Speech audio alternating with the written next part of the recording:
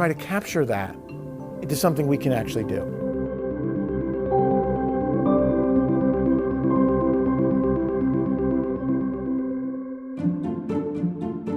In 2018, NASA launched 2 next-gen Lidar missions specifically to look closely at our changing planet. But if over 3 decades of Lidar missions taught us anything, it's that laser altimetry at Goddard is an evolution of technology, propelled by scientific curiosity in the face of almost certain setbacks. Take the story of the tree-measuring Lidar, the Global Ecosystem Dynamics Investigation, or JEDI. JEDI had its genesis really in all the innovative work that had been done with LiDAR at Goddard. Some of those innovators, this was Jack Buffton and Brian Blair at Goddard. Brian had an instrument called Slicer that was flying around taking these cool LiDAR transects. And then they put an instrument up in space, the shuttle laser altimeter, and I saw some of that data. I thought, wow, this is really cool. We've never been able to look at canopies in 3 dimensions like this. There's certainly got to be some applications to this. The shuttle laser altimeter was the first real test for LiDAR and provided the momentum for MOLA to take on Mars. But it also gave us a glimpse at what LiDAR could measure on our own planet. And so the push for the Vegetation Canopy Lidar, or VCL, began. It was a really innovative mission. We were trying to do something that hadn't been done before, but we were optimizing it for vegetation. Vegetation is very different than if you're looking at ice, or if you're looking at Mars, or if you're looking at the moon, because you have to have enough laser power to get through the canopy and get a strong return underneath the ground. The VCL team could build lasers strong enough, but they couldn't get them to last very long. And that proved too risky for a very cautious NASA in the 90s. After that happened, we focused on the airborne LiDAR program. And this is again with Brian Blair using a really innovative instrument he had called Elvis, the land vegetation and ice sensors, I believe it's called. If you really want to get down to really high resolution and looking at the sort of landscape scale changes over the Earth, you need a swath mapping system. So sort of in the mid-90s, we started working on Elvis, and yeah, we really worked on that in large part because people said it couldn't be done, and it's really kind of drove us to see how much we could get out of that system. Airborne missions were successful at keeping that momentum going, especially in the long periods between satellite launches. Sort of a core of us kept going year after year, going from one instrument opportunity to another, and sort of making opportunities if we didn't have any. The thread that kept us all going was the airborne system. Airborne LiDAR really plays a role at helping us understand how things work in real world settings. Yeah, that's definitely the best way to go, is to build the hardware, get some data over real terrain, and actually show that it meets the requirements, that you can scale it to space. But along the way also, as we were collecting those data sets, we were releasing those publicly and letting people experiment with them and get comfortable with them. Dubaya, Blair, and others leveraged the success of Elvis to propose a new satellite mission, Destiny, a combined radar and LiDAR mission that could see through clouds down to tree canopies. However, NASA budget cuts sidelined a couple of Earth science missions, and Destiny was grounded indefinitely. And that was a devastating blow, because we'd now been trying from 1995, and now it's 2010. We've been trying to get a LiDAR that was meant just for vegetation structure into space, using the best people in the world who are at NASA Goddard to do this. And at that point, I've been doing this 15 years, maybe I'll just quit. But of course, we really didn't quit. So we said, well, let's look for another opportunity.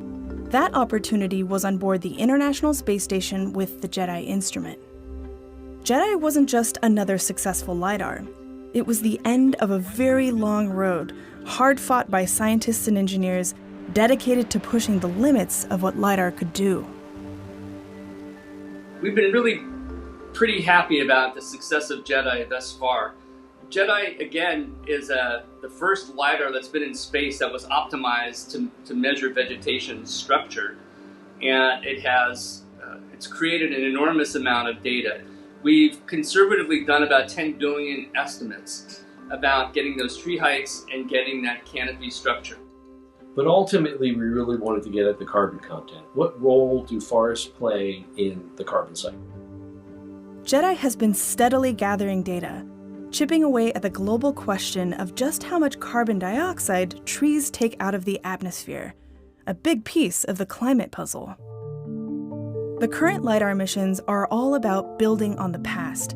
Things that we, in fact, have only just begun to think about from pictures, now we have the third dimension. ISAT will add the third dimension. ISAT-2 adds the third dimension, the elevation. Pushing the technology to get at deeper science questions. And so came the next generation of ice-focused laser altimeters, aptly named ISAT-2. Its single instrument, ATLAS, was designed to precisely measure small changes in the shrinking icy poles of Earth. To get down to that level of accuracy from space, everything had to be much better. It's this story of these incremental improvements through time, and with each mission you're leveraging the lessons of the last mission. It wasn't a short process for ISAT-2, even though we knew a lot and had learned a lot over the last 20 or 30 years. Each mission, has its own challenges. All of the easy missions are done, as they say. The first iteration of the instrument was going to be very similar to glass.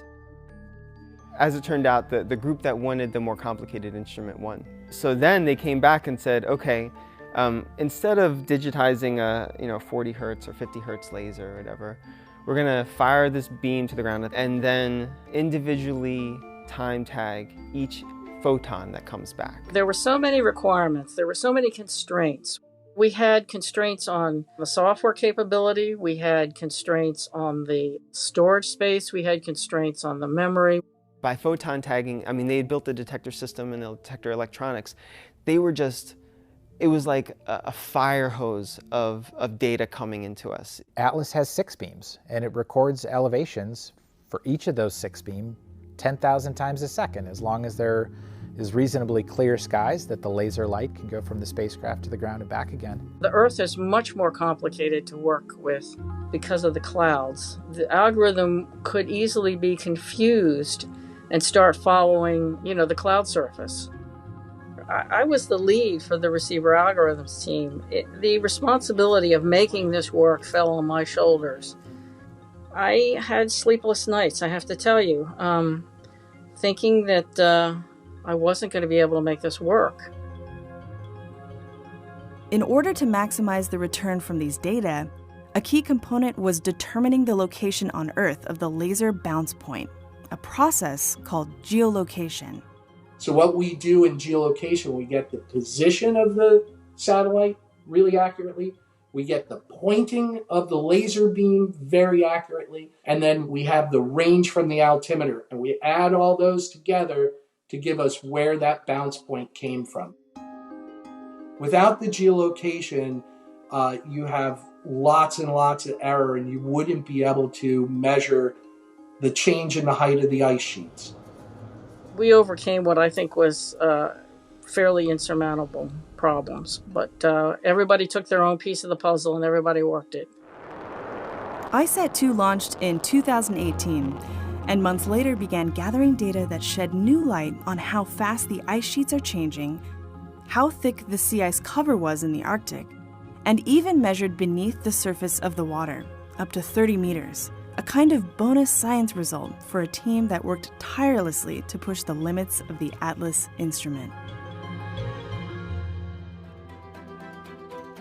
So you cannot just build just one LiDAR. You need a sustained team who's been building LiDAR for some time.